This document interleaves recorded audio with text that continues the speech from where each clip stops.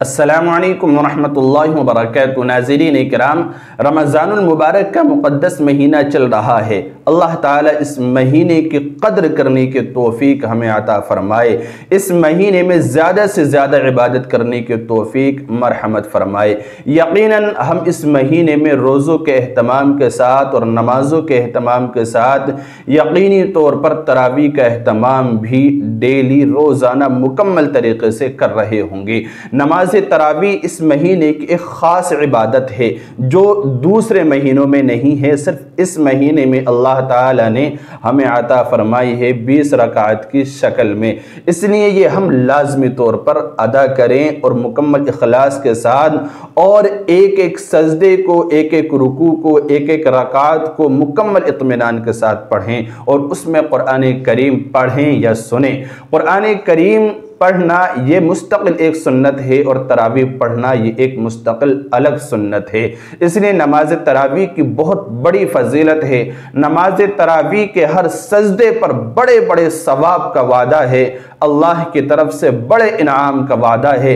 حضرت ابو سعید خدری رضی اللہ عنہ کی ایک روایت ہے کہ جس کا مفہوم ہے کہ تراویح کے ہر سجدے پر 1500 نیکی لکھی جاتی ہے، یعنی تراویح کے اندر آپ جو سجدے کرتے ہیں تو ہر سجدے پر آپ کو 1500 نیکی ملتی ہے۔ ہر سجدے پر، ایک سجدے پر 1500 نیکی۔ اب اندازہ لگائیے کہ کتنے سجدے آپ کرتے ہیں۔ 20 رکعت تراویح میں 40 سجدے ہوتے ہیں، اور 40 سجدوں سے جو تبدیلی اور جو ثواب اکٹھا ہوگا 1500 نیکی کے حساب سے آپ جوڑ سکتے ہیں کتنا ثواب ملتا ہے۔ اور یہی نہیں، ہر سجدے پر جنت میں سرخ یاقوت کا ایک محل تیار کیا جاتا ہے، اور اسی طرح کہ تراویح کے ہر سجدے پر جنت میں ایک درخت لگایا جاتا ہے کہ جس کے نیچے 100 سال تک عربی گھوڑا دوڑ سکتا ہے۔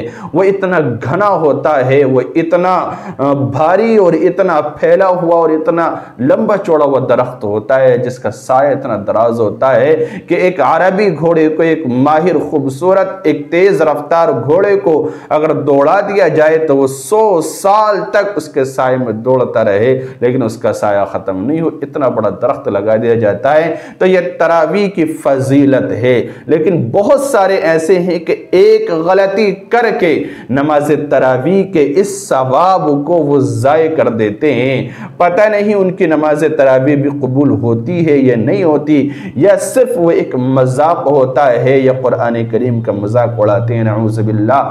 وہ لوگ جو بہت جلد قرآن کریم پورا کرنے کی کوشش میں لگے رہتے ہیں، 10 دن 15 دن یا 20 دن یا اسی طرح 6 دن 3 دن، تو ان کا یہ حال ہوتا ہے کہ وہ ایک تو خوب تیزی کے ساتھ قرآن کریم پڑھتے ہیں، پھر ان کے پیچھے جو نماز تراویح پڑھنے والے ہیں، نماز تراویح جو پڑھا رہا ہے وہ تو پڑھا ہی رہا ہے جیسے بھی وہ پڑھ رہا ہے، لیکن نماز تراویح جو اس کے پیچھے پڑھنے والے ہیں وہ یہ کام کرتے ہیں، وہ ایک غلطی یہ کرتے ہیں کہ جب وہ قرآن کریم ایک تراویح میں، یعنی ایک رکعت میں جب 1 پارہ، 1.25 پارہ، 2 پارے، 1.5 پارہ جب وہ پڑھے گا تو ظاہر ہے رکعت لمبی ہوگی، تو پیچھے جو کھڑے رہتے ہیں بس ایک آدھ سب 10-20 لوگ ساتھ میں کھڑے ہو گئے، یا زیادہ سے زیادہ 2-4 لوگ ساتھ کھڑے ہو گئے امام کے، باقی تو اس انتظار میں رہتے ہیں کہ جب امام رکوع میں جائے گا فوراً ہم رکعت میں شامل ہو جائیں گے۔ میرے بھائیوں، قرآن کریم کا تراویح کے اندر سننا یہ مستقل ایک الگ سنت ہے، نماز تراویح پڑھنا یہ مستقل الگ سنت ہے۔ جب آپ نے پہلی رکعت میں قرآن سنا ہی نہیں تراویح کے اندر تو پھر آپ کو ثواب کیسے مل جائے گا؟ آپ تو شامل ہی تراویح میں جب ہوئے ہیں جب امام رکوع میں چلا گیا ہے، تو گویا آپ فارملٹی کر رہے ہیں، ٹائم پاس کر رہے ہیں، آپ تراویح پڑھنا نہیں چاہ رہے بلکہ ایک فارملٹی اور ریاکاری آپ کر رہے ہیں۔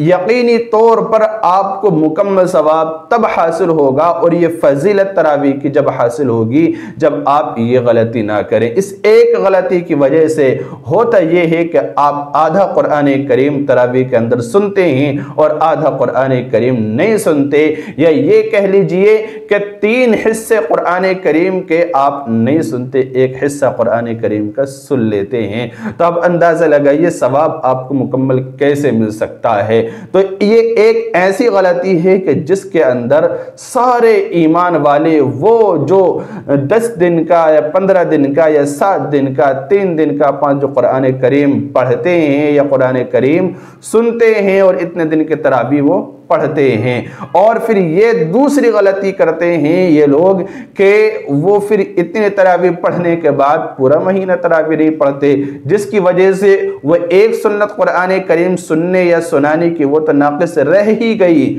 اور ساتھ ساتھ میں نماز تراویح پڑھنے کی جو ایک مستقل الگ سنت ہے یہ بھی ناقص رہ گئی، یہ بھی ادھوری رہ گئی۔ تو اب جو تراویح کا جو مقام اور فضیلت ہے وہ کہاں باقی رہ گئی، وہ آپ کو کہاں حاصل ہوگی؟ اس لیے میرے بھائیوں، بزرگوں، دوستوں اور میری بہنوں، یہ غلطی تراویح کے دوران ہم بالکل نہ کریں، ورنہ تو ہماری تراویح ضائع ہو سکتی ہیں، تراویح کا ثواب ہمارا ضائع ہو سکتا ہے۔ اللہ رب العزت ہمارے ایک ایک عمل کو دیکھ رہا ہے، ہماری نیتوں کو دیکھ رہا ہے، ہمارے دل کے حالت سے واقف ہے، اس لیے ہم نماز تراویح کو مکمل اطمینان کے ساتھ پڑھیں اور امام کے ساتھ ہی شریک ہوں۔ جتنی نماز امام پڑھائے اتنی نماز ہم پڑھیں اور قرآن کریم کو مکمل سنیں، توجہ کے ساتھ سنیں، اور ہم امام کا رکوع میں جانے کا انتظار نہ کریں۔ اگر ہم اس ٹائم پہ شامل ہوں گے تو پھر جو قرآن کریم امام نے اس رکعت میں پڑھا ہے اس قرآن کریم کو سننے سے تراویح کے اندر ہم محروم ہو گئے، اس کا ثواب ہمیں نہیں ملنے کا۔